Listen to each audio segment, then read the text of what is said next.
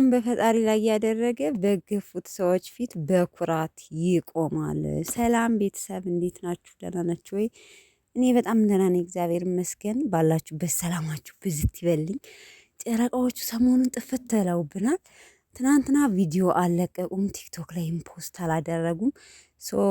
በባለፈው ብሩኬ ቤት ላይ ወደ አዲስ አበባ ልንመለስ ነው።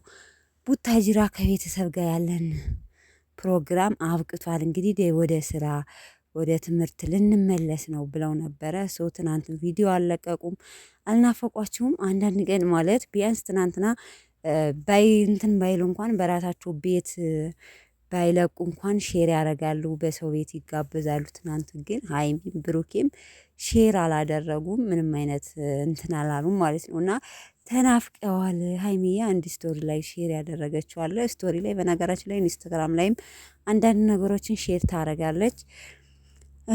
እና ተስፋውን በፈጣሪ ላይ ያደረገ በገፉት ሰዎች ፊት በኩራት ይቆማል። ግድ ነው። አንዳንዴ ሰዎች ለሰዓቱ ለጊዜው ትዕግስት ያቅተናል እንጂ ትዕግስት መታገስ እንትን ይለናል እንጂ ታግሰን በቃ ሁሉን ነገር አቅልለን ለበጎ ነው እያልን ብናልፍ ውጤታማ ነው የምንሆነው በነገራችን ላይ። እና አንዳንድ ነገሮች ሳናስበው ይሄ ነገር ይገጥመናል ብለን ወይም በአንድ ቃላት አንዳንድ ነገር ስንመላለስ ወይ የሆነ ነገር ስንል ያቺ ነገር ሳናስበው ብዙ ነገር የምታበላሽብን ነገር አለች። እና ለሰው ልጅ ዋናው ትዕግስት ነው። እውነት ለመናገር በጣም አስፈላጊ ነው። እኔ ማለት ከአየኋቸው ትዕግስተኛ ሰዎች ሆነው መጨረሻቸውን ያየኋቸው ብዙ ስላየው ውጤታማ ሁኜና ብዙ ነገሮችን ሼር እያደረገችልን ነው። የሚያስተምሩ ነገሮች፣ ጥቅሶች ምናምን። ሀይሚዬ ቴንኪው በጣም እናመሰግናለን። ሰው ብቅ ይበሉልን፣ አትጥፉብን።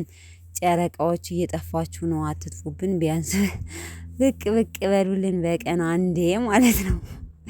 እውነት ለመናገር ነው ማታ 12 ሰዓት ሲል ቤታቸውን ሼር ፖስት ኮሚኒቲ ላይ ቪዲዮ ፖስተዋል አልፖስተቱም ብሎ የሚያይ እንደኔ እኔ ለራስሽ ብለሽ ነው ምናምን እንዳትሉ። ግን እውነት ለመናገር በጣም በጉጉት ጠብቃቸው ነበር። ትናንትና አልለቀቁም።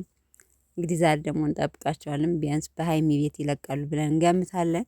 ለማንኛውም ቤተሰብ ቪዋቸው ትንሽ ቀዝቀዝ እያለ ነው።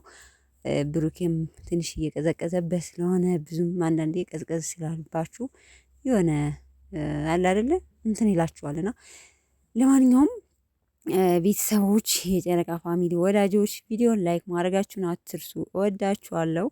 ባላችሁበት ሰላማችሁ ብዝት ይበልልኝ። ምሽት እስኪ ከለቀቁ እንገናኛለን በአዲስ ቪዲዮ ማለት ነው። እስከዛ ድረስ መልካም ምሽት። ባይ ባይ።